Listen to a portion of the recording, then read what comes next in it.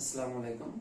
সম্মানিত কৃষক ভাইরা, বোরো ধানের একেবারে শেষ সময়ে যে পোকাটার আক্রমণ হলে আপনার ফসলের খুব বেশি ক্ষতি হতে পারে, সেই পোকাটা হচ্ছে আমাদের কারেন্ট পোকা বা বাদামি গাছফড়িং পোকা। এটাকে অনেকে গুনগুনি পোকা হিসেবেও চিনে থাকে।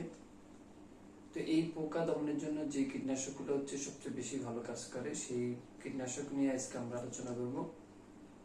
তো কারেন্ট পোকা দমনে আমাদের যে কীটনাশকগুলো সবচেয়ে বেশি কাজ করে তার ভিতরে হচ্ছে আমাদের পাইমেট্রাজিন গ্রুপের যে কীটনাশকগুলো আছে, যেমন প্লেনাম, পাইটাফ, অপারশট, কোটান ইত্যাদি।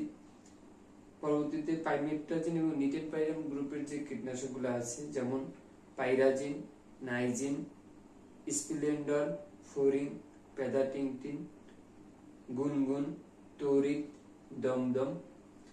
এছাড়া থায়োমেথক্সিন গ্রুপের একতারা, ইমিডাক্লোপিড গ্রুপের টিটোপ্লাস ইমিটা,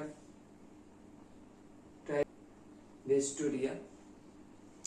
এই কীটনাশকগুলো যদি আপনারা ব্যবহার করেন আপনাদের এই বোরো ধানের জমিতে শেষ সময়তে, তাহলে কিন্তু আপনাদের বাদামি গাছফড়িং পোকা অথবা যে কারেন্ট পোকার আক্রমণ আছে সেটা থেকে কিন্তু আপনাদের ধানকে আপনারা রক্ষা করতে পারবেন।